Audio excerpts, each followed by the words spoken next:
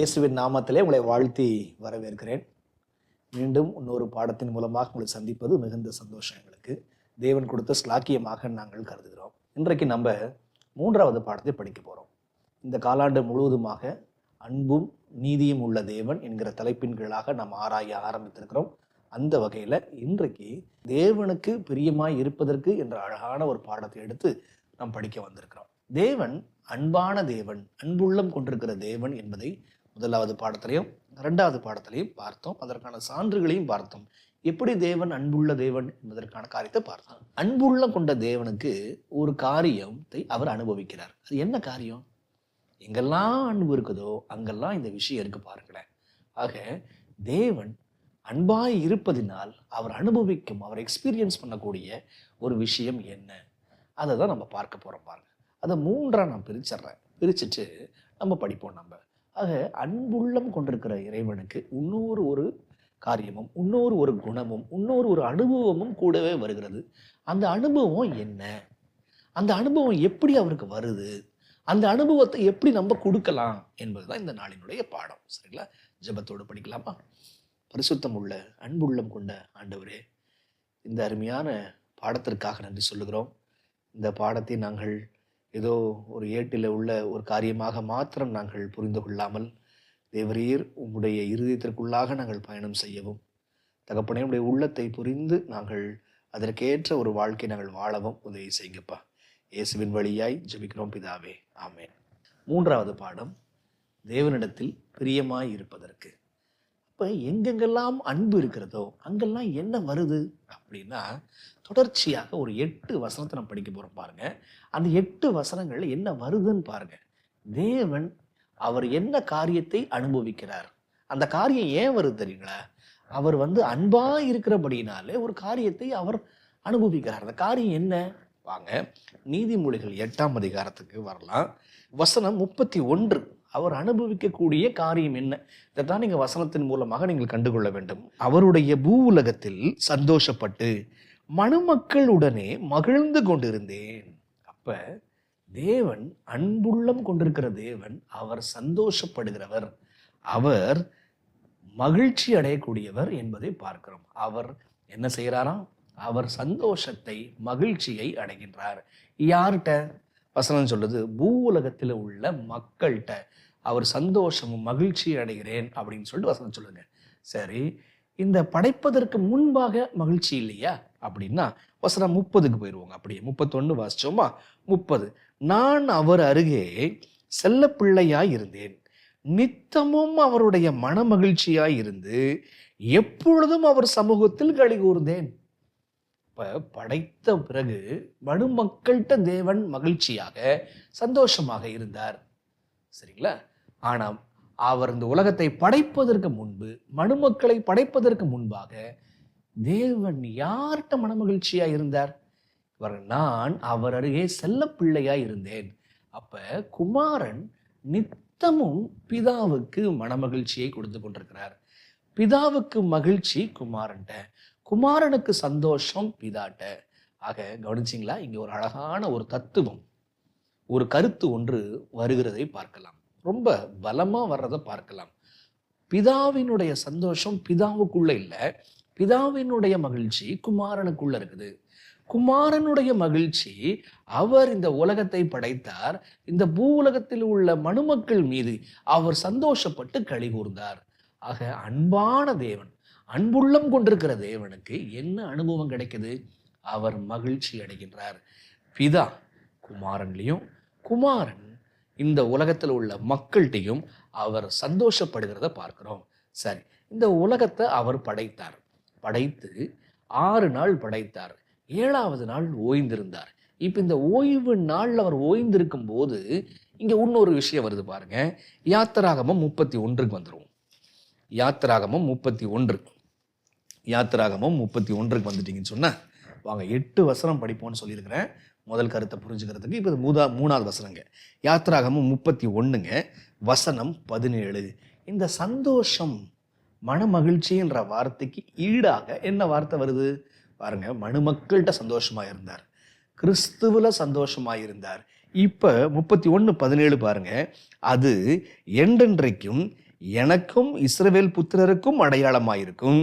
6 நாளைக்குள்ளே கர்த்தர் வானத்தையும் பூமியும் உண்டாக்கி 7ஆம் நாளிலே ஓய்ந்திருந்து, அடுத்த வார்த்தை, ஓய்ந்திருந்து பூரித்தார். அது என்ன பூரிப்பு? அதுதானே மன மகிழ்ச்சி, அதுதானே உச்சக்கட்ட அல்டிமேட்டான ஒரு சந்தோஷம். ஆக படைப்பதற்கு முன்பாக குமாரனுக்குள்ள சந்தோஷப்படுறார். படைக்கும் பொழுது மனுமக்கள்கிட்ட சந்தோஷப்படுறார். மனுமக்களை எல்லாம் படைத்த பிற்பாடு அந்த மனுமக்கள் பரிசுத்தமான ஓய்வு நாளுக்குள் வரும் பொழுது அப்ப சந்தோஷத்தை அவர் அடைகின்றார். உங்களுக்கு விஷயம் புரியுதா? சரிங்களா? இப்ப இன்னொரு வசனம் கூட பார்க்கலாம் பாருங்க. இது படைப்பதற்கு சற்று முன்பு. வாங்க பாருங்க, யோபு 38:4-7. நான் பூமியை அஸ்திபாரப்படுத்துகிற போது நீ எங்கே இருந்தாய்? அப்ப எந்த சிச்சுவேஷன்ல? நான் பூமியை அஸ்திபாரப்படுத்துகிற போது நீ எங்க இருந்த? இப்ப பாருங்க வசனம் 7. அப்பொழுது, எப்பொழுது? நான் பூமியை அஸ்திபாரப்படுத்துகிற போது விடியற் காலத்து நட்சத்திரங்கள் ஏகமாய் பாடி தேவ புத்திரர் எல்லோரும் கெம்பீரித்தார்களே. இங்க சந்தோஷம், மகிழ்ச்சி, பூரிப்பு, இதுக்கு இணையான வார்த்தை வருதா?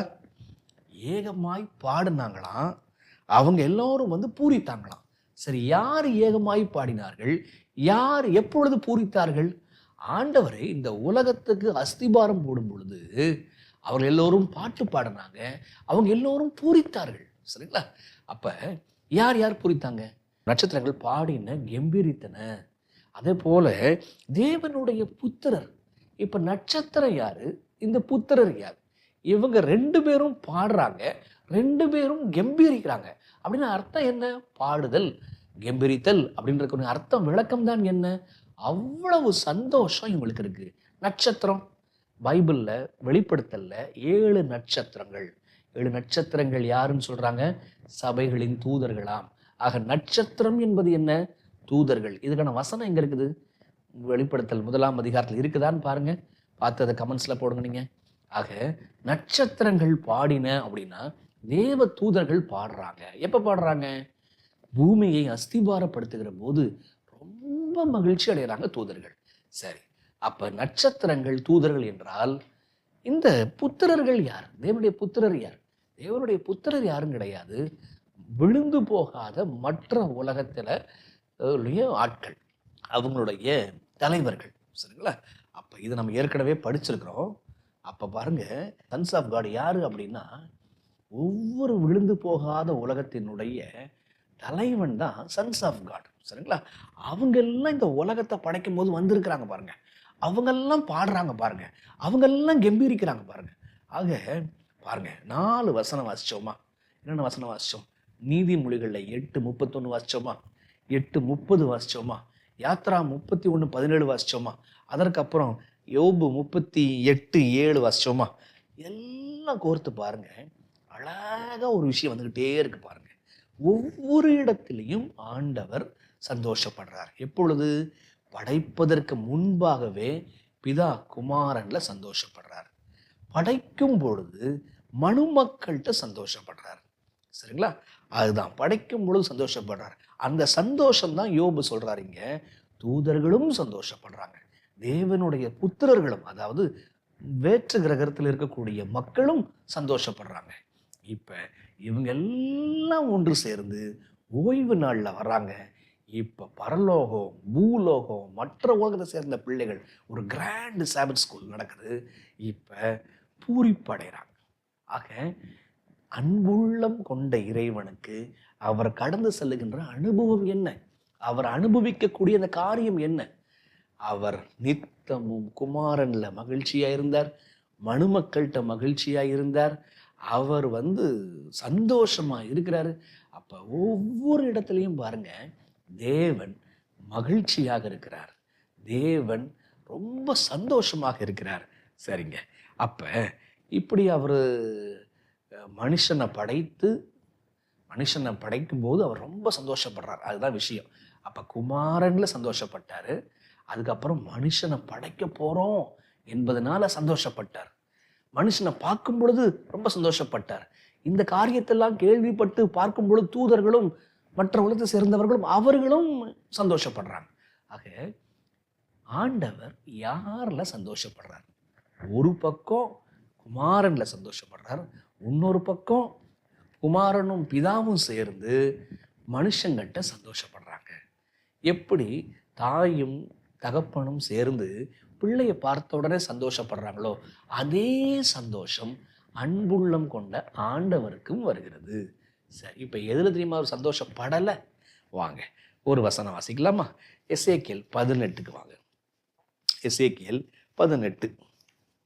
எசேக்கியேல் 18ல் இப்படி உலகத்தை படைத்தார், மனுமக்களை படைத்தார், ரொம்ப சந்தோஷம் இருக்கு. ஆனால் என்னாச்சு? உலகம் பாவத்துக்குள்ளே போச்சுல்ல. இப்போ பாருங்க, எசேக்கியேல் 18 வசனம் 23.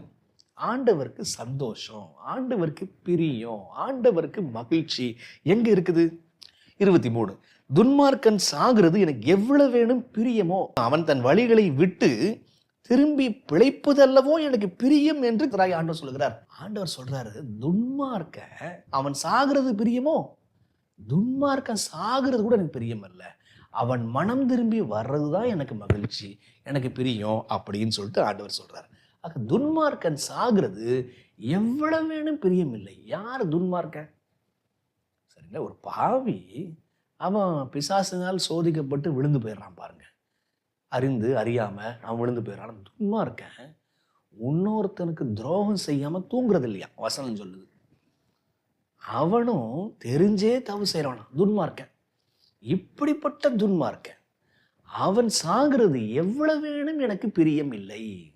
உங்களுக்கு புரியுதுங்களா? அப்ப ஆண்டவர் சந்தோஷம் குமாரன்ல வச்சுக்கிறாரு. ஆண்டவர் சந்தோஷம் தன்னுடைய மக்களை பார்ப்பதில், அவங்களோடு பேசுவதில் வச்சிருக்கிறார். இப்ப இந்த மக்கள் தப்பு செய்து போகும் பொழுது அவங்க சாகணும், சாகிறது பிரியமா அப்படின்னா அவன் சாகிறது எனக்கு பிரியமே கிடையாதுப்பா, அவன் மனம் திரும்பி வர்றது தான் பிரியம். சரி, அவங்கெல்லாம் மனம் திரும்பி வந்தாங்கன்னா இவர் மனசுக்கு சந்தோஷம் உண்டாகுமா, மகிழ்ச்சி உண்டாகுமா? அதற்காகத்தான் ஆண்டவர் ஒரு ஓமை ஒன்று சொல்றார். அதுதான் மனம் திரும்பிய மைந்தன். மனம் திரும்பிய மைந்தன் அவன் என்னென்ன தவறெல்லாம் செய்யறான், சொத்தை கேட்கறான் அப்படின்னு அர்த்தம் என்ன? தகப்பன் மரித்தா தான் சொத்து. அப்ப உயிரோடு இருக்கும்போது நீ செத்தா என்ன, உயிரோடு இருந்தா என்ன, எனக்கு என்னுடைய சந்தோஷம்தான் முக்கியம் அப்படின்னு சொல்லிட்டு நினைச்சவன் தான் இந்த கெட்ட குமாரன். போறான், எல்லாத்தையும் விபச்சாரத்துல, லௌகிக இன்பத்துல அவன் எல்லாத்தையும் சொத்துக்களை இழந்துடுறான். சரி, அங்க அப்புறம் மட்டும் இல்லாம இழந்து அப்புறம் சாப்பாட்டுக்கே வழி இல்லாம பன்றியின் தவிட்ட சாப்பிட்றான். இதையும் கடந்து அவன் யோசிச்சு பார்த்து திரும்பி வரான். இப்படிப்பட்டவனை அப்பா பார்க்கும்போது என்ன செஞ்சார்? அதுதான் லூக்கா 15ஆம் அதிகாரத்துக்கு வாங்க. வசனம் 20.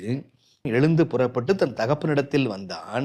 அவன் தூரத்தில் வரும்போதே அவனுடைய தகப்பன் அவனை கண்டு மனதுருகி ஓடி அவன் கழுத்தை கட்டி கொண்டு அவனை முத்தம் செய்தான். புரியுதா உங்களுக்கு? அப்ப அவன் மனம் திரும்பி வரும் பொழுது ஓடி கட்டி பிடிச்சு அவனுக்கு முத்தம் செய்தான். சரிங்களா? இப்ப இன்னொரு வசனம் பாருங்க, வசனம் 24 பாருங்க. என் குமாரனாகி இவன் மரித்தான், திரும்பவும் உயிர்த்தான், காணாமற் போனான், திரும்பவும் காணப்பட்டான் என்றான். அப்படியே அவர்கள் சந்தோஷப்பட தொடங்கினார்கள். எப்ப சந்தோஷம்? மகன் மனம் திரும்பி வரும் பொழுது அப்பாவுக்கு சந்தோஷம், அவனுக்கும் சந்தோஷம். ஆக பாருங்க, துன்மார்க்கன் சாகிறது பிரியமா? பிரியம் இல்லை. சந்தோஷமா? ரொம்ப துக்கம். அப்ப மனம் திரும்பிட்டாங்கன்னா நீ பாவம் செஞ்சுட்ட அப்படின்னு வருத்தத்திலே இருப்பாரா? இல்லை, மனம் திரும்பி வரும் பொழுது அவர் ரொம்ப சந்தோஷப்படுறார். அதுதான் அங்க நம்ம தொலைந்து போன ஆடுன்னு சொல்லுது, தொலைந்து போன காசும் சொல்லுதுங்க. இந்த தொலைந்து போன அந்த காசு இருக்கு பாருங்க, அது எவ்வளவு புனிதக்குள்ள விழுந்திருந்தாலும் அந்த காசுல அந்த இது யாருடையது அப்படின்னு சொல்லிட்டு இருக்குமா இல்லையா? என்ன? அப்ப அந்த பெண்ணு அந்த காசை தொலைச்சிட்றாங்க. அது திருமணத்துக்குரிய அந்த காசு, மாங்கல்ய காசுன்னு கூட வச்சுக்கலாமே. அப்ப அது எதை காட்டுது? இது யாரு கொடுத்தாங்க, இது எப்படிப்பட்டவர்? அப்ப அந்த நோக்கம், அந்த மேல உள்ள அந்த இன்ஸ்கிரிப்ஷன் அதெல்லாம் அப்படியே இருக்கு பாருங்க. அதனால அந்த மதிப்பு என்னதான் தூசிப்பட்டிருந்தாலும் அது மதிப்புள்ளதாக இருக்கிறது.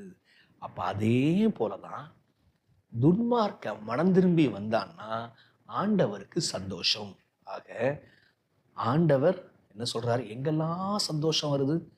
உலகத்தை படைக்கும் பொழுது ஆண்டவருக்கு சந்தோஷம், தூதர்களுக்கு சந்தோஷம், தேவ புத்திரருக்கு சந்தோஷம், மன மகிழ்ச்சி. சரிங்களா? இவங்க எல்லாம் சேர்ந்து ஓய்வு நாள்ல வந்திருக்கும் பொழுது சந்தோஷம். இப்ப இவங்க தவறு செய்துட்டாங்கன்னா துக்கம். இவங்க மனம் திரும்பிட்டாங்கன்னா, மனுமக்கள் மனம் திரும்பி வந்துட்டாங்கன்னா அங்க வந்து சந்தோஷம் வர்றதை பார்க்க முடியுது. சரிங்க. இப்ப இந்த இடத்துல பாருங்க, லூக்கா 15ஆம் அதிகாரத்துல சந்தோஷப்படுறாரு. அதுக்கப்புறம் பாருங்க, எல்லாரையும் கூப்பிட்டும் சந்தோஷப்படுறாரு. அப்ப முதல்ல ஒரு சந்தோஷம் வருது, அப்புறம் எல்லாரையும் கூப்பிட்டு சந்தோஷம் வருது. அது என்ன எல்லாரையும் கூப்பிட்டு சந்தோஷம் வருது? கெட்டகுமாரன் நாம் என்றால், தகப்பன் பிதா வென்றால், நம்ம மனம் திரும்பும் போது உடனே சந்தோஷப்படுறார். மனம் திரும்புகிற ஒரே பாவியின் நிமித்தம் பரலோகத்திலே சந்தோஷம் உண்டாயிருக்கிறது. சரிங்களா? இப்போ அந்த சந்தோஷம் போதாதுன்னு சொல்லிட்டு எல்லாரையும் ஒன்று சேர்த்து, ஆடு காணாம போச்சு, ஆடு கிடச்சிருச்சு, காசு காணாம போச்சு, காசு கிடச்சிருச்சு, மகன் தொலைஞ்சு போனா, செத்து போயிட்டான், திரும்பவும் வந்துட்டான், நம்ம எல்லோரும் சந்தோஷமா இருக்குவோம் அப்படின்னா அது எப்போ நடக்க போகுது? இன்னொரு உச்சகட்ட சந்தோஷம் எப்போ வரப்போகுது? இந்த சந்தோஷத்தை தான் செப்பனியால வாசிக்கிறோம். செப்பனியா 3ஆம் அதிகாரத்துக்கு வாங்க. செப்பனியா 3ஆம் அதிகாரம் வசனம் 17. நல்லா கவனிங்க. ஆண்டவர் எப்போ சந்தோஷப்படுறார்? சிருஷ்டிக்கும் பொழுது சந்தோஷப்பட்டார், சிருஷ்டிப்பதற்கு முன்பாக கிறிஸ்துவுல சந்தோஷப்பட்டார், ஓய்வு நாளுக்குள்ள போகும்போதும் சந்தோஷப்பட்டார், மனம் திரும்பும் போது சந்தோஷப்பட்டார். வசனம் 17ல அன்புள்ளம் கொண்ட தேவன் எப்ப சந்தோஷப்படுறாரு பார்க்கலாமா? வசனம் 17ங்க. உன் தேவனாய கர்த்தர் உன் நடுவில் இருக்கிறார், அவர் வல்லமை உள்ளவர், அவர் ரட்சிப்பார், அவர் உன் பேரில் சந்தோஷமாய் மகிழ்ந்து தம்முடைய அன்பின் நிமித்தம் அமர்ந்திருப்பார். என்னவா? He will rest in his love. அவர் அன்பின் நிமித்தம் அமர்ந்திருப்பார், அவர் உன் பேரில் கம்பீரமாய் களி கூறுவார். எவ்வளவு அழகான வசனம் இல்ல? He will rest in his love. அவர் எப்படி அமைதியா இருக்கிறாரா? அன்பினால அமைதியா இருக்கிறாராம். அப்ப நீங்களும் நானும் இளைப்பாறுதலின் நாள்ல இளைப்பாறுறோமா? அப்படி எப்படி இளைப்பாற முடியும்? அவருடைய அன்பை யோசித்து பார்த்து நாம் இளைப்பாற முடியும். சரி, அது முக்கியமான பாயிண்ட் இல்லை. ஆனால் முக்கியமான பாயிண்ட் இல்லை, அவர் உன் பேரில் சந்தோஷமாய் இருந்து சந்தோஷமாய் மகிழ்ந்து. எப்ப அப்படின்னா உன்னை அவர் ரட்சிப்பார். இது எப்ப அப்படின்னா ஆண்டவர் இந்த உலகத்துக்கு வந்து எல்லோரையும் மீட்டெடுத்து பரலோகம் கொண்டு போயிடுறாருங்க. அப்ப எல்லோரையும் பார்க்கும் பொழுது மெய்ப்பட ஆட்டை சந்தோஷப்பட்டது போல, அந்த பெண் அந்த காயனுக்கு சந்தோஷப்பட்டது போல, அந்த தகப்பன் அந்த தன்னுடைய இளைய குமாரன் சந்தோஷப்பட்டது போல, நம்முடைய பரம தகப்பன் பரலோகத்துல சந்தோஷப்படுவாருங்க. அப்படி கம்பீரிப்பாருங்க. சரிங்களா? அந்த கம்பீரித்து களி கூறுவார். ஆக படைப்பதற்கு முன்பாக தேவன் சந்தோஷப்பட்டார், படைக்கும் போது சந்தோஷப்பட்டார், தூதர்கள் சந்தோஷப்பட்டாங்க, ஓய்வு நாள்ல முதல் ஓய்வு நாள்ல சந்தோஷப்பட்டு களி கூர்ந்து பூரித்தாங்க. இப்ப பார்க்குறோம், நம்ம மனம் திரும்பும் பொழுது சந்தோஷப்படுறாங்க. இப்ப நாம் எல்லாம் ரட்சிக்கப்பட்டு பரலோகத்திற்கு போகும் பொழுது அவருடைய சந்தோஷம் நிறைவான சந்தோஷமா இருக்குது. இப்ப இந்த நிறைவான சந்தோஷம் இருக்கு பாருங்க, இதை குறித்து ஏசாயா பக்தன் வந்து தீர்க்கதரிசனமா ஒரு விஷயம் சொல்றாரு. ஏசாயா 62க்கு வாங்க, வசனம் 4. ஏசாயா 62 வசனம் 4. நீ இனி கைவிடப்பட்டவள் என்னப்படாமலும், உன் தேசம் இனி பாழான தேசம் எனப்படாமலும், நீ எப்சிபா என்றும் உன் தேசம் பியூலா என்றும் சொல்லப்படும். என்னவா? உன் தேசம் கைவிடப்பட்ட தேசம் நினைக்காதப்பா. உன் தேசத்துக்கு பேர் என்ன வைக்கிறேன்? நான் ஹெப்சிபான்னு வைக்கிறேன். உன் தேசத்துக்கு பேர் என்ன வைக்கிறேன்? நான் பியூலான்னு வைக்கிறேன்.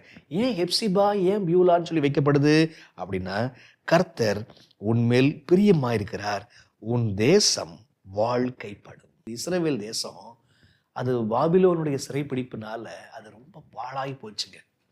இப்போ இவங்கெல்லாம் திரும்பி வந்து கட்டுறாங்க பாருங்க.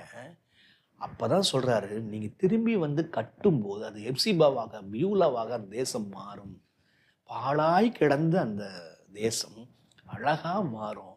ஏன்னா தேவன் தேசத்தின் மேல பிரியமாய் இருக்கிறார், ஜனத்தின் மேல பிரியமாய் இருக்கிறார். இது ஒரு சின்ன எக்ஸாம்பிளுங்க. எப்படி பாழாய் போன தேசமா இருந்து அழகான பியூலாவா எப்சிபாவாக அப்படி மாறுச்சோ, அது அதே போல இந்த உலகம் பாழாய் போய் கிடக்கு. அதுக்கப்புறம் இது மிக அருமையான புதிய பூமியாக அது மாறும். அப்படி மாறும்போது இது ஹெப்சிபா என்று அழைக்கப்படும். தேவன் இந்த தேசத்தின் மீது பிரியமாய் இருக்கிறார். தேசத்தை மீட்டு கொடுக்கும் பொழுது தேவன் சந்தோஷமாயிருக்கிறார். ஆக 8 வசனம் படிச்சோங்க. சிருஷ்டிப்புக்கு முன் சந்தோஷப்பட்டார், சிருஷ்டிக்கும் போது அவர் சந்தோஷப்பட்டார், தூதர்கள் சிருஷ்டிக்கும் போது மகிழ்ச்சி அடைஞ்சாங்க. இவங்க எல்லாம் ஒன்று சேர்ந்து ஓய்வு நாள் வரும் பொழுது தேவன் பூரித்தார். ஆண்டவருடைய பிள்ளைங்க தப்பு செய்யும் போது ஆண்டவர் சந்தோஷப்படுறல, துக்கப்படுறார். இப்ப அதே பிள்ளைகள் துன்மார்க்கமாய் போயும் கூட மனம் திரும்பி வரும் பொழுது அந்த தகப்பன் எப்படி சந்தோஷப்பட்டாரோ அப்படி நம்ம மீது சந்தோஷப்படுறார். அந்த சந்தோஷம் மட்டும் இல்லாம பரலோகத்துல அவர் சந்தோஷப்படுறார். அதற்கப்புறம் இந்த உலகத்தை அவர் மீட்டெடுத்து கொடுக்கும் பொழுது அது அழகான தேசமாக பியூலா ஹெப்சிபாக மாறும் பொழுது ஆண்டவர் சந்தோஷப்படுறார். ஆக அன்பு எங்கெல்லாம் வருதோ அங்கெல்லாம் என்ன வருது? மகிழ்ச்சி, களி கூறுதல், சந்தோஷம், இதெல்லாம் வருதுங்க. இதுதான் விஷயம். சரி, இந்த மகிழ்ச்சி சந்தோஷம் எங்கேருந்து வருது? இதுதான் ரொம்ப ரொம்ப ரொம்ப முக்கியமான பாயிண்ட்டுங்க. மகிழ்ச்சி தேவனுக்கு, நான் சிருஷ்டிகர்த்தர், நான் ஓம்னி பொட்டன்ட் காட், சர்வ வல்லமை உள்ள தேவன், எங்கும் வியாபித்திருக்கிற தேவன், மன்னிக்கும் எங்கும் வியாபித்திருக்கிற தேவன், அவருடைய வல்லமை எண்ணி பார்த்து அவர் சந்தோஷம் வருதா? இல்ல. அவருடைய திறமையை எண்ணி பார்த்து அவருக்கு சந்தோஷம் வருதா? உங்களுக்கு புரியுதா? உங்களுக்கு அவருடைய திறமை, அவருடைய வல்லமையை வைத்து அவர் சந்தோஷம் இல்லை. சரி, அவருடைய சொத்துக்கள் அதை எண்ணி பார்த்து சந்தோஷம் வருதா? இல்லை. அவருடைய அதிகாரம் அதை எண்ணி பார்த்து சந்தோஷம் வருதா? அவருடைய அதிகாரத்தை பார்த்து சந்தோஷம் இல்லை. அவர்கிட்ட இருக்கக்கூடிய சொத்துக்களை பார்த்து சந்தோஷம் இல்லை. அவர்கிட்ட இருக்கக்கூடிய வல்லமையை பார்த்து சந்தோஷம் இல்லை. அவருக்கு சந்தோஷம் எங்க வருதுன்னா, தன்னுடைய மணுமக்களை, பிள்ளைகளை பார்க்கும்போது சந்தோஷம் வருது. அப்ப உங்களுக்கு சந்தோஷம் எங்கேருந்து வருது? இன்னொருத்தங்கள்ட்டேருந்து வருதா, அல்லது நீங்க ஒரு காரியம் செய்வதனால வருதா? பாருங்க, அவங்கெல்லாம் மணுமக்கள் சந்தோஷமா இருந்தாங்கன்னா நான்லாம் சந்தோஷமா இருப்பேன், கிறிஸ்து சந்தோஷமா இருந்தார்னா நான் சந்தோஷமா இருப்பேன், இப்படின்னு சொல்லிட்டு பிதா இருக்கிறாருங்க. ஆக பிதாவினுடைய உள்ளம் உங்களுக்குள் லேசா புரியுதா? அவரு பிள்ளைங்களாம் நல்லா இருக்கிறாங்களா அப்படின்னா அப்பா சந்தோஷப்பா அப்படின்னு நினைக்கிறவர் தான் நம்முடைய தேவன். அப்ப அவருடைய சந்தோஷம் பிள்ளைகளை வைத்துதான் இருக்கிறது. ஆண்டவர் எப்படி சந்தோஷப்படுறார்? இப்ப பாருங்க, அவரு சந்தோஷப்படுறாருன்னா அவரு எப்படி இருக்கிறாரு உங்களுக்கு புரியுதா? உங்களுக்கு நம்முடைய மகிழ்ச்சி, அவருடைய மகிழ்ச்சி நம் மீது இருக்கிறது. அதுதான் பாயிண்ட். அப்படின்னா நம்மளை எவ்வளவு தூரம் அவர் மதிப்புள்ளவராக வைக்கிறார். படைப்பதுனால மதித்திருக்கிறார், மீட்பதுனால, ரத்தம் கொடுத்ததுனால அவர் மதிப்பை வைத்திருக்கிறார். அதுதாங்க சந்தோஷம். அவருடைய சந்தோஷம் நம்மை மையப்படுத்தி இருக்கிறது, நம்மை வாழ வைப்பதில் சந்தோஷம். எப்படி தாய் தகப்பன், சரிங்களா, அவங்களுடைய சந்தோஷம் அவங்கள மையப்படுத்தியே கிடையாதுங்க. அவங்களுடைய சந்தோஷம் எல்லாம் பிள்ளைகளை மையப்படுத்திங்க. அதே மாதிரி அதை விட பல மடங்கு மேல நம்முடைய பரம தகப்பன், அவருடைய பரம தகப்பன் எப்பொழுதுமே அவர் ராஜ்யத்தை நம்ம கொடுக்கணும்னு பிரியம் வைத்திருக்கிறார். எப்பொழுதுமே அவர் நம்மை சுற்றியே அவர் யோசிச்சுக்கிட்டே இருக்கிறார். சரிங்களா? ஆக முதல் விஷயம், தேவன் சந்தோஷப்படுகிற தேவன், தேவன் மகிழ்ச்சி அடைகின்ற தேவன், தேவன் களி கூறுகின்ற தேவன். சரிங்களா? சரி, அப்ப இப்படி சந்தோஷப்படுகிற தேவன் இருக்கார்ல, இப்ப இந்த தேவனை எப்படி நம்ம சந்தோஷிக்கலாம், எப்படி நம்ம பிரியப்படுத்தலாம்? இதுதான் அடுத்த பாயிண்ட். 3 கருத்து படிப்போம்னு சொன்னேன். முதல் கருத்துல 8 வசனம், தேவன் எங்கெங்கெல்லாம் சந்தோஷப்படுறார், இதுதான் விஷயம். இப்ப 2வது, இந்த அவர் சந்தோஷப்படும் போது அவர் நம்ம என்ன செஞ்சு அந்த சந்தோஷத்தை கூட்டலாம், இதுதான் விஷயம். அதான் அவர் எப்பயுமே சிரிச்சுக்கிட்டே இருப்பாரா, எப்பயுமே புன்னகையா இருப்பாரா, இல்லை எப்பயாவது அவர் ரொம்ப சந்தோஷமா இருக்கிறாரா? நம்ம மீது அவருக்கு எப்பயுமே சந்தோஷம் தாங்க அவருக்கு. ஆனா பைபிளை பார்க்கும் பொழுது ஒரு 6-7 வசனம் வாசிக்க போறோம் பாருங்க. இந்தந்த காரியங்கள்லாம் செய்யும் பொழுது அவருக்கு சந்தோஷம் வருகிறது. என்னென்ன காரியங்கள்லாம்? அதுதான் 2வது பாயிண்ட்டுங்க. ஆக தேவன் எப்படி நம்ம சந்தோஷிக்கிறது, தேவனை சந்தோஷப்படுத்துகிற மக்களுடைய வாழ்க்கை எப்படி இருக்கிறது பார்க்கலாம் வாங்க. எபிரேயர் 11ஆம் அதிகாரம். தேவனை நம்ம எப்படி சந்தோஷப்படுத்துகிற தேவனை நம்ம எப்படி பிரியப்படுத்த முடியும், எதுனால? ரொம்ப அழகான வசனங்கள் வருது பாருங்க.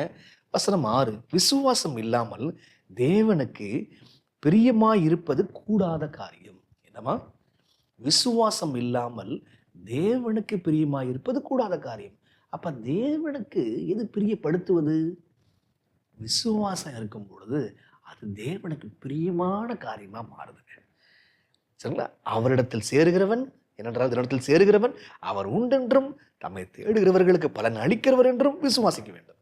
அப்ப எது அவருக்கு பிரியத்தை சேர்க்குது? விசுவாசம் தான். அப்ப மக்கள் விசுவாசத்தோடு அவரை நம்பி அவர் செய்வாருன்னு சொல்லிருக்கும் பொழுது அது அவர் மனசுக்கு ரொம்ப சந்தோஷமா இருக்கா. என் பிள்ளை நம்புதுரா அப்படின்னு சொல்லிட்டு ரொம்ப சந்தோஷமா அவர் ஃபீல் பண்ணுவாராம். சரிங்களா? ரெண்டாவது பாருங்க, 1 பேதுரு 2ஆம் அதிகாரத்துக்கு வாங்க. 1 பேதுரு 2ஆம் அதிகாரத்துக்கு வாங்க. 1 பேதுரு 2ஆம் அதிகாரம் வசனம் 4 பாருங்க. 1 பேதுரு 2ஆம் அதிகாரம் வசனம் 4, 5 பாருங்க. எப்படி வருது பாருங்க. மனுஷரால் தள்ளப்பட்டதாயினும் தேவனால் தெரிந்து கொள்ளப்பட்டதும் விலையேற பெற்றதுமா இருக்கிற ஜீவனுள்ள கல்லாகி அவரிடத்தில் சேர்ந்தவர்களாகிய நீங்களும் ஜீவனுள்ள கற்களை போல ஆவிக்கேற்ற மாளிகையாகவும் இயேசு கிறிஸ்து மூலமாய் கவனிங்க நாம் எப்படி அவர் பிரியப்படுத்துறது? ஒன்று விசுவாசத்துல, ரெண்டாவது இயேசு கிறிஸ்து மூலமாய் தேவனுக்கு பிரியமான ஆவிக்கேற்ற பலிகளை செலுத்தும்படிக்கு பரிசுத்த ஆசாரிய கூட்டமாயும் கட்டப்பட்டு வருகிறீர்கள். அப்ப எது பிரியம்? தேவனுக்கேற்ற பலிகளை செலுத்துவது அவருக்கு பிரியம். ஒன்று, விசுவாசமா இருப்பது அவருக்கு பிரியம். ஆண்டவர் நம்ம அவரை சார்ந்து முடிவெடுத்தோம்னா கைவிட மாட்டாருங்க. அந்த நம்பிக்கையை அவர் எண்ணி பார்த்து சந்தோஷப்படுறாரு. அடுத்தது, அந்த விசுவாசத்தின் அடிப்படையில நீங்க அவருக்கேற்ற ஆவிக்குரிய பலிகளை செலுத்துறீங்கன்னா அவருக்கு ரொம்ப பிரியங்க. அது என்ன ஆவிக்குரிய பலி? ஜீவ பலியாக உங்களை ஒப்பு கொடுக்கிறது தான் ஆவிக்குரிய பலி. அது என்ன ஜீவ பலி? அந்த வசனம் எங்க இருக்குது? போடுங்க, கமெண்ட்ஸ்ல போடுங்க. ஜீவ பலி என்கிற வார்த்தை எங்க வருது? போடுங்க. அப்ப விசுவாசம் வரும் பொழுது ஜீவ பலி வருது.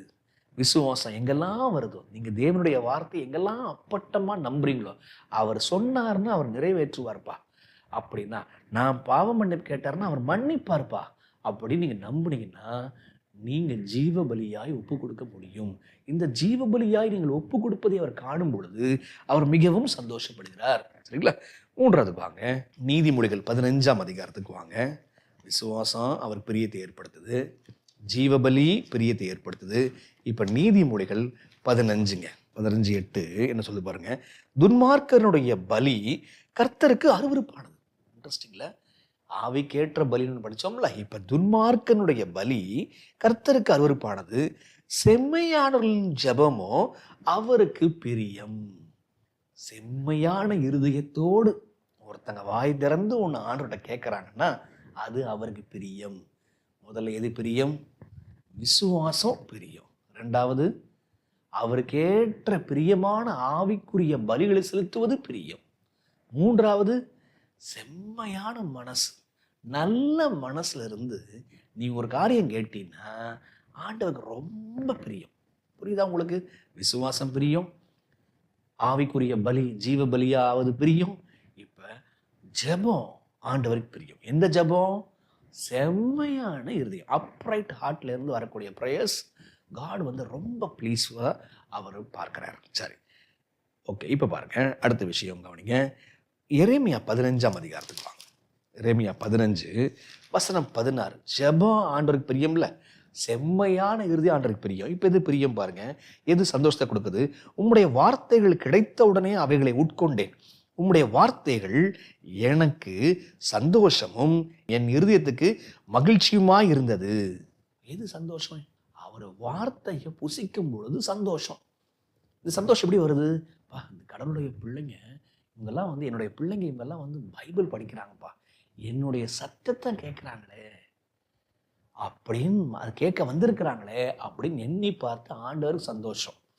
இப்ப கேட்ட சத்தத்துக்கு பிரதியுத்தரமாக ஜெபிக்கிறாங்க. செம்மையான மனம் ஜெபிக்கிறாங்க. அந்த ஜெபம் ரொம்ப சந்தோஷம், ரொம்ப பிரியம். இப்ப விசுவாசம் வருது, சந்தோஷம், பிரியம். இப்ப பலி வருது, அவருக்கு பிரியம். ஆக வசனத்தை கேட்கிறாங்க, வசனத்தை நம்புறாங்க, பலி கொடுக்குறாங்க, இப்ப ஜெபம் பண்றாங்க. எல்லாம் ஆண்டவருக்கு ரொம்ப பிரியமான காரியமாக மாறுகிறது. சரி, இன்னொரு விஷயம் பாரு. மன மகிழ்ச்சியான நாள், என் பரிசுத்த நாள், மன மகிழ்ச்சியான நாள். அந்த வசனம் எங்க இருக்குது உங்களுக்கு தெரியும் இல்லையா? வசனத்தை போடுங்க. அப்ப மன மகிழ்ச்சியான ஓய்வு நாள் எது? 7ஆம் நாள் பரிசுத்தமாக ஓய்வு நாளை ஆசரிக்கும் பொழுது அவருக்கு ரொம்ப மன மகிழ்ச்சி. அதுதான் ஓய்வு நாளில் பூரித்தார்னு படித்தோம் பார்த்தீங்களா?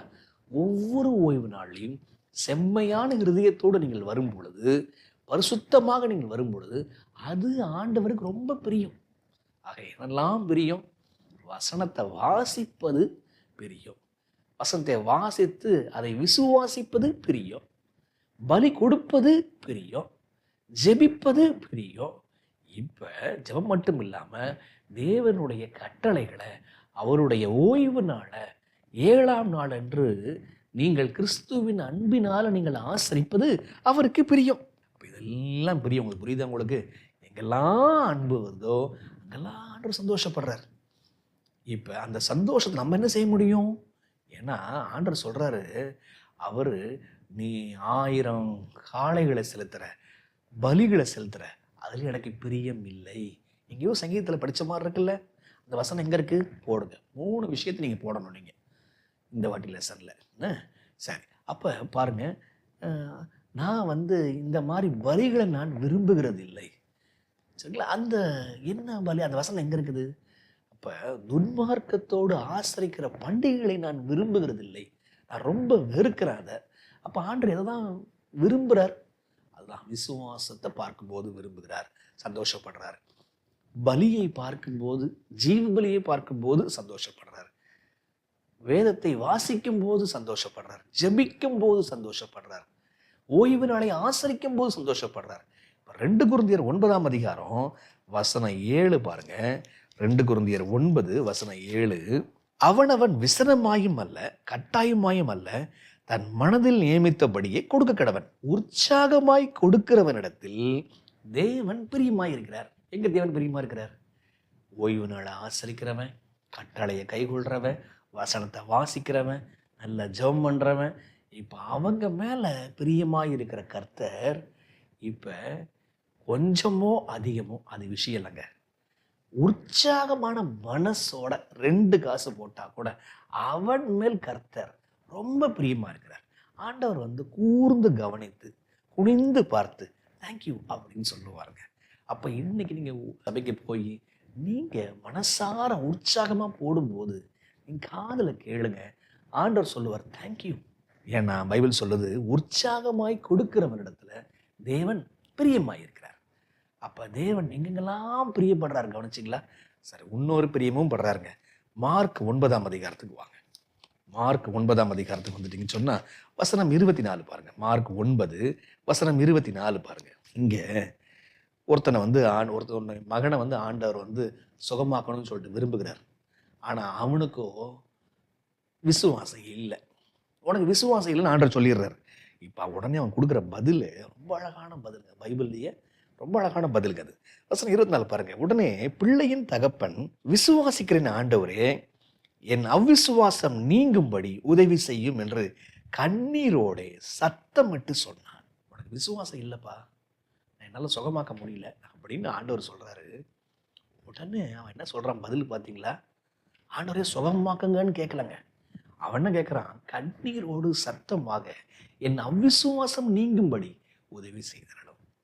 பல சமயத்துல நாம் ஆண்டவருக்கு விரோதமான காரியங்களை செய்து ஆண்டவர் சமூகத்துல போய் நிற்கும் பொழுது, ஆண்டவரே இந்தந்த காரியங்கள்லாம் நான் ரொம்ப பிடிச்சிருக்கேன் ஆண்டவரே அப்படின்னு ஆண்டவர் சமூகத்துல சொல்லி, ஆண்டவரே அதெல்லாம் விடுவதற்கு எனக்கு உதவி செய்யுப்பா, என்னால பலன் ஒன்றுமே இல்லைப்பா அப்படின்னு சொல்லும் போது அந்த ஜெபம், அந்த விண்ணப்பம் ஆண்டவர் பார்வையில ரொம்ப பிரியமா இருக்குதுங்க. ஆக ஆண்டவர் எங்கெங்கெல்லாம் சந்தோஷப்பட்டார், 8 விஷயம் பார்த்தோம். ஆண்டவர் எங்கெங்கெல்லாம் பிரியப்பட்டார், சரிங்களா? கடைசியில் ஆண்டவர் இந்த பாவம் இருக்குப்பா, இந்த பாவத்தை நான் நேசிக்கிறேன்ப்பா, அதை வெறுப்பா மாத்துங்கப்பான்னு அறிக்கை செய்தாலே ஆண்டவர் பிரியப்படுறாருங்க. ஆக 7 காரியங்கள் ஆண்டவர் பிரியப்படுறார். இன்னும் கூட நீங்க ஆராய்ஞ்சு பாருங்க, நிறைய விஷயங்கள் வருங்க. ஆக அன்பான தேவன் என்ன செய்றார்? சந்தோஷப்படுறார், பிரியப்படுறார். எங்க பிரியப்படுறார்? பாவத்துல பிரியப்படல, அன்புல, பரிசுத்தத்துல அவர் பிரியப்படுறார். இப்ப நம்ம விசுவாசம் வைக்கும் போது, ஒப்படைக்கும் போது, கீழ்ப்படியும் போது, ஓய்வு நாளை ஆசரிக்கும் போது, ஜெபிக்கும் போது, தியானிக்கும் போது அவருக்கு சந்தோஷம் வருதுங்க. சரி, இப்போ 3வது விஷயத்துக்கு வரலாங்க. இப்போ அவர் மனசு எங்கெல்லாம் அன்பு இருக்குதோ அங்கெல்லாம் சந்தோஷத்தை எதிர்பார்க்குங்க. நம்மள்ட்ட அன்பு இருந்துச்சுன்னா நம்மளும் சந்தோஷத்தை எதிர்பார்க்குறோங்க. அவருக்கு அன்பு இருக்குது, சந்தோஷம் எதிர்பார்க்குறாருங்க. இப்போ இப்படிப்பட்ட சந்தோஷத்தை நம்ம எப்படி கொடுக்க முடியும்? ஒரு வாக்கியத்தை வாசிச்சு நம்ம முடிக்கலாங்க. கொலோசேயர் 1ஆம் அதிகாரத்துக்கு வாங்க. 1ஆம் அதிகாரம் வசனம் 10. சகலவித நற்கிரியைகளுமாகிய கனிகளை தந்து தேவனை அறிகிற அறிவில் விருத்தி அடைந்து கர்த்தருக்கு பிரியம் உண்டாக அவருக்கு பாத்திரமாய் நடந்து கொள்ளவும் சந்தோஷத்தோடு கூடிய எல்லா பொறுமையும் நீடிய சாந்தம் உண்டாவதற்கு மகிமையான அவருடைய வல்லமையின்படி எல்லா வல்லமையினாலும் பலப்படுத்தப்படவும் உங்களுக்காக வேண்டுதல் செய்கிறோம். என்ன சொல்றாங்க? கர்த்தருக்கு பிரியம் உண்டாக நாங்க உங்களுக்காக ஜெபம் பண்றோம்ன்றாங்க. அப்ப எப்படி வருது? பவுல் ஜெபம் பண்றாரு, சபை பிரியமுள்ள சபையா மாறுது.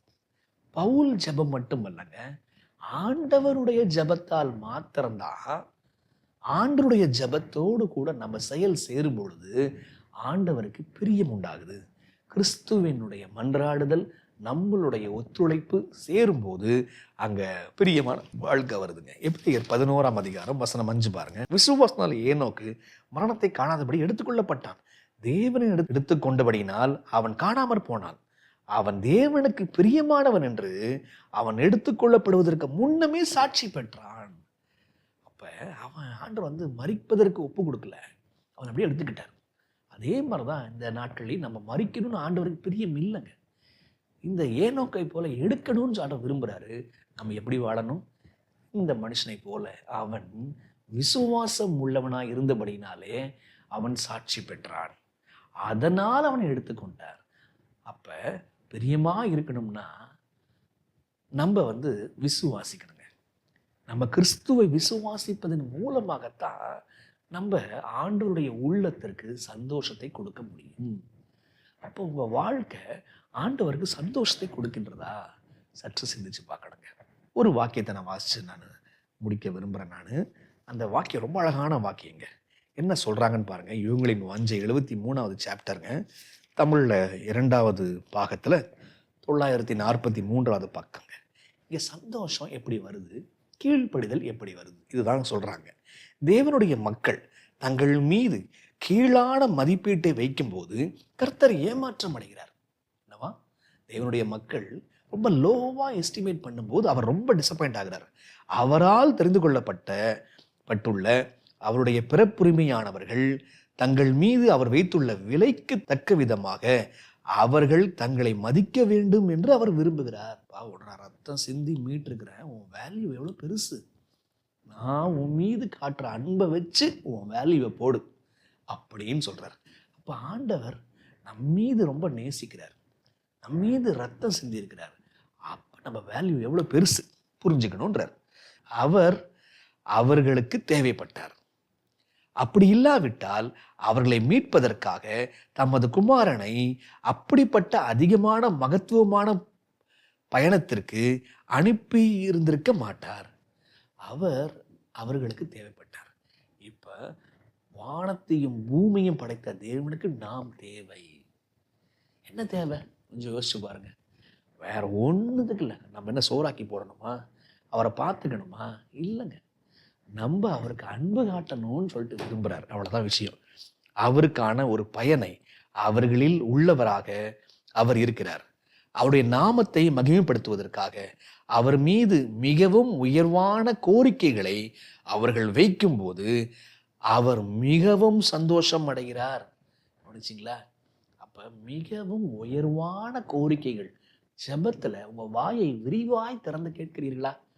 ஆண்டவர் என் மீது இவ்வளவு ஒரு இன்வெஸ்ட்மெண்ட்டை போட்டிருக்காரு. அப்ப தேவனுடைய ராஜ்யத்திற்காக நான் உயர்வான காரியத்தை கேட்டுக்கொண்டிருக்கிறேனா, அல்லது ரொம்ப கீழே கீழே கீழே இருக்கிறேனா? யோசிக்கணுங்க. ஆண்டவர்கிட்ட நம்ம உயர்வான காரியங்களை கேட்கும் பொழுது நம்ம அப்பாவை எவ்வளோ நம்புறோம்னு சொல்லி புரியுது. அப்ப அவர் சந்தோஷம் அடைகிறார். அப்படியே உண்மையான கீழ்ப்படிதல்கள் அனைத்தும் இருதயத்திலிருந்து வருகின்றது. அந்த செயலானது இருதயம் கிறிஸ்துவுடன் செயல்படுவதாக இருக்கிறது. நாம் சம்மதிப்போமானால் அவர் நமது எண்ணங்களோடும் குறிக்கோள்களோடும் தம்மை ஒன்றுபடுத்தி அவருடைய சித்தத்திற்கு ஏற்றாற்போல் நமது இருதயங்களையும் உள்ளங்களையும் இசைவாக இணைத்து விடுகிறார். நாம் சம்மதிப்போமானால் அவருடைய எண்ணத்தை, அவருடைய குறிக்கோளை நம்முடைய குறிக்கோளாக மாற்றி நம்மளுடைய இயல்பான யோசனைகள் போல, நம்முடைய இயல்பான கீழ்ப்படிதல் போல மாற்றி கொடுத்துட்றாராம். ஆக ஆண்டவர் பாருங்க, அவர் சந்தோஷப்படக்கூடியவருங்க. அதுதான் விஷயம். அன்பான தேவன்ங்கிற பாடத்தை படிச்சுக்கிட்டே வரோம். இந்த அன்பான தேவன் பிரியப்படக்கூடியவர், மனமகிழ்ச்சி அடையக்கூடியவர். இந்த அன்பான தேவன் எதுல மனமகிழ்ச்சி அடைகின்றார்? ஒரு 7 விஷயம் பார்த்தோம். அப்ப பரிசுத்தமான ஆவிக்குரிய விஷயங்கள்ல அவர் சந்தோஷப்பட விரும்புகிறார். அப்ப நம்முடைய வாழ்க்கை அவருக்கு சந்தோஷத்தை கொடுக்கின்றதா, துக்கத்தை கொடுக்கின்றதா? நம்ம சற்று யோசிச்சு பார்க்கணும். நாம் இந்த காரியத்தை செய்யும் பொழுது அவர் பூரிப்படைய முடியும். ஆக மனம் திரும்பும் பொழுது, ஒரு ஆடு காணாமற் போன ஆடு மீண்டும் வரும்பொழுது அவருக்கு சந்தோஷம். தொலைந்து போன காசு மீண்டும் வரும்போது சந்தோஷம். தொலைந்து போன மகன் மீண்டும் வரும்போது சந்தோஷம். அப்ப அந்த சந்தோஷத்திற்குள் நாம் எல்லோரும் பிரவேசிப்போம், ஜெபிப்போம்.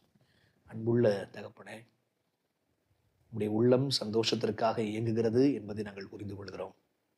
நாங்கள் செய்கிற காரியங்கள் உங்கள் உள்ளத்திற்கு துக்கத்தை கொடுக்கிறது என்பதை அறிந்து கொள்கிறோம்.